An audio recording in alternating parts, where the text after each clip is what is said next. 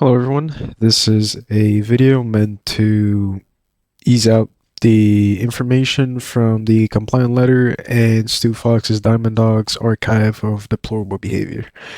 Within this video, you're going to find a much more digestible version of these two docs. So if you don't want to read everything, if you don't want to be looking at every single document and reading through all of it, you can just watch this video. I'm going to resume the information on the screen with some background footage for your pleasure.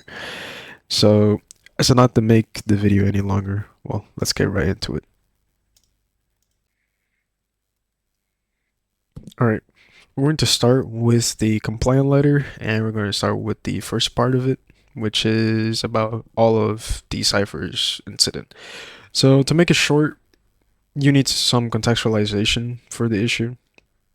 And first thing to know is that before Stu Fox was the owner, there was a previous owner. Now, some of you may know who he is, but he was called Bat or Architect. Bat sold the group to Stu Fox because he had the group stagnate for a little bit because he was interested in working on other projects. Now, after the group got sold to Stu Fox put someone in charge of the developer team. This person is the infamous Cipher. Now, Cipher, as he was working on the project, a few months go by, and it is announced on the Decaying Winter server that Cipher was caught in doing some inappropriate things with a minor. Now, the evidence is rather gatekept. We don't really have any evidence of it, but Stu Fox himself came to Mori or Tio, so the person who wrote this letter, and who was the second in command of the group at the time, and told him to remove Cipher from the group because, from his own words, he saw the evidence and it was unredeemable, so it was undefendable. Now, a few months go by, and Stu Fox then puts him back into the team as the lead developer. Now, Bat and Tio go into the server, into the public chat, and publicly out him for doing this. And eventually, Stu Fox bans both Architect and Tio for inciting server drama. That's his reasoning.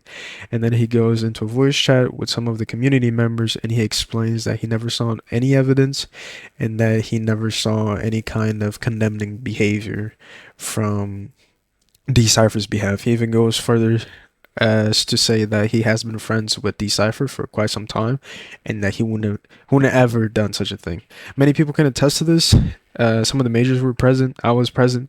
Some of the community members were present, and they can all testify to this claim that I am making right now, that Stu Fox essentially said that Cipher was his friend for a really long time and that he wouldn't do such a thing. Now, after this happened, the community was telling Stu Fox to do some due diligence and research into the matter, to which he said that he would do it, but up until this day, we have no record of anything being done. Alright, now stepping into our archive 2 from my document that I made. This one's a lot more simpler to explain since most of the information is contained within screenshots that I will be posting, some of them in the screen as you're watching the video. But a very big TLDR. Reverend Kajani was contacted by Stu Fox because Stu Fox wanted to change the ranks of the divisional units, and he did this for every unit, and military police wasn't exempt to this. So he goes to Reverend Kajani, tells him that, well, I need you in the VC so we can decide on what to do with the ranks, as in the names that are going to be established. So they reach a consensus, and then out of nowhere, he goes into the general chat, announces to everyone that these names were going to be the new norm. He goes and asks for feedback, and Reverend Kajani is obviously confused because both of them had previously been on a voice chat where they had reached a consensus. But then Stu Fox backtracks it, says that he went to someone else, talked over to another person of their unit, Virak in this case, and then this entire argument just boils down from that point forward, where Reverend Kajani is mad, the community is dissatisfied with the changes done to the divisional ranks, and Stu Fox just doubles down and wants to change them whatsoever, doesn't take into account what the community wants, and it's just a shit show.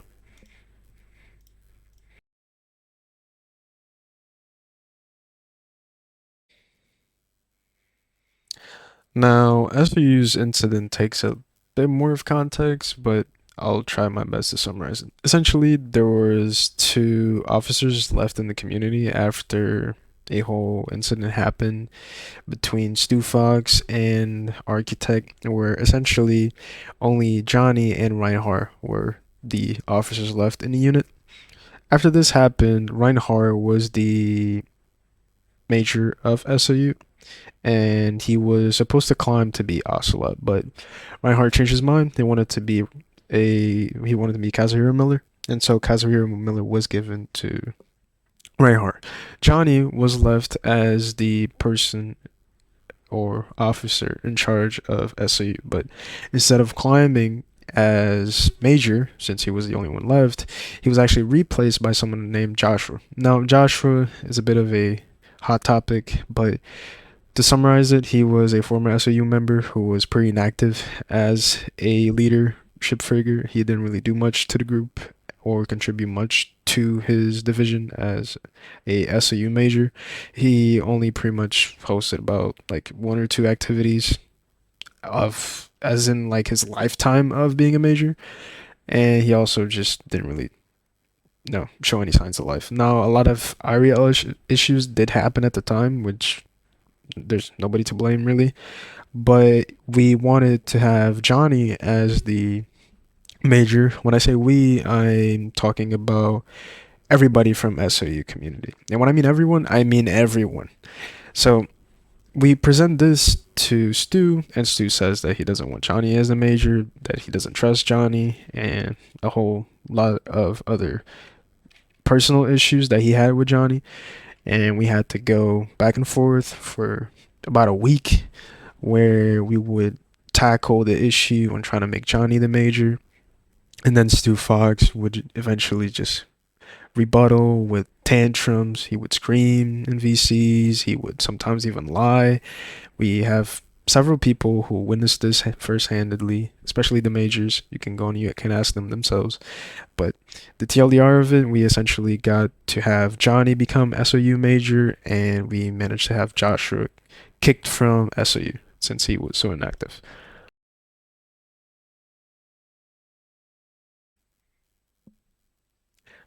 Now, this part is very, very important, so keep this in mind.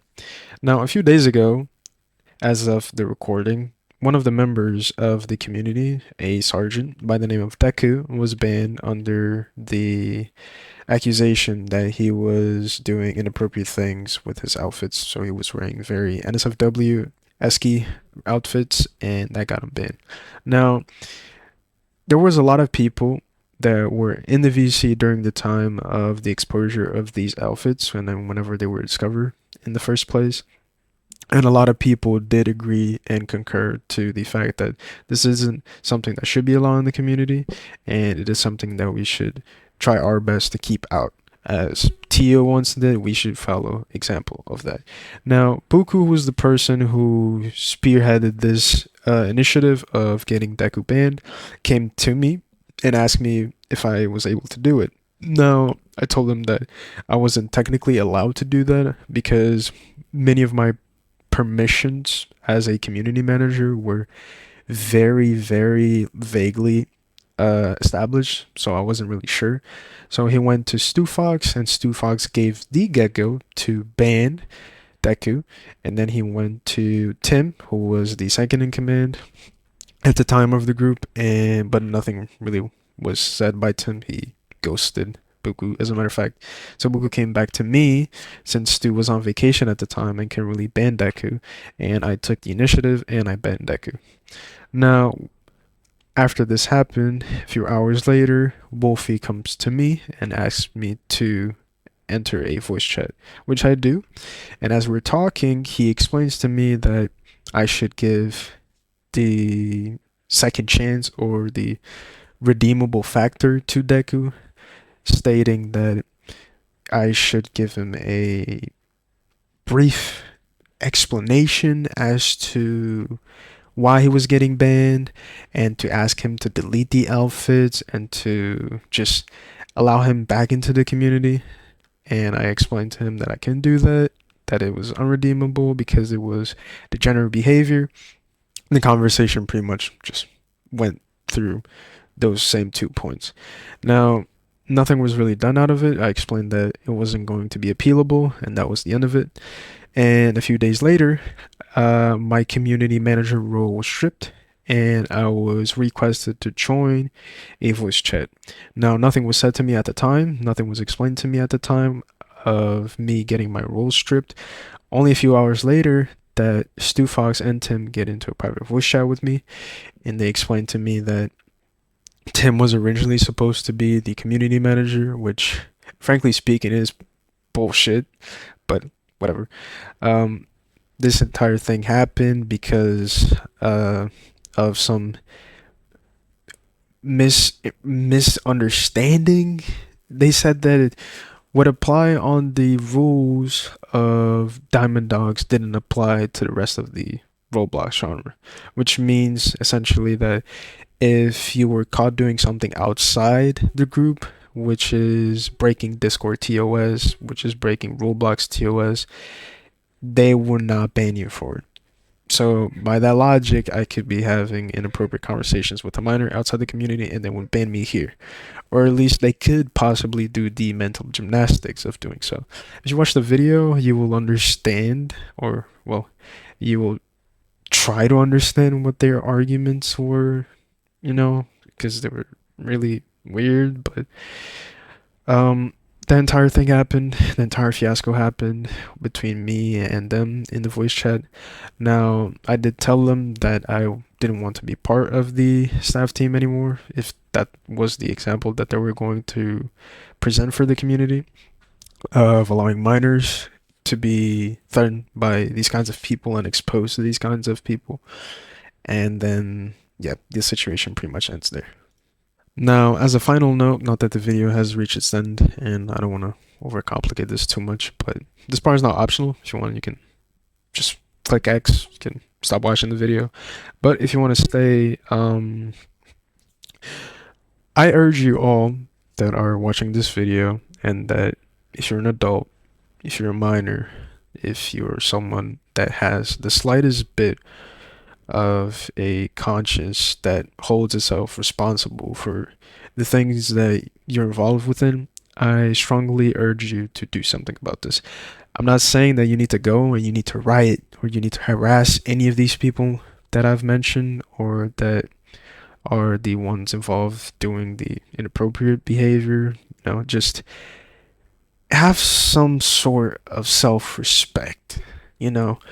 We have received a letter from ASU where they pretty much unanimously agree into whatever the executive force will tell them to. And that includes disregarding Deku's ban, disregarding Cipher's whole involvement with the community, and other things that were not mentioned by this video but are contained within the document. This kind of behavior is shameful. You shouldn't ever just disregard your own morals and ethics to prioritize a silly little rank in a Roblox game. Be an adult and do something.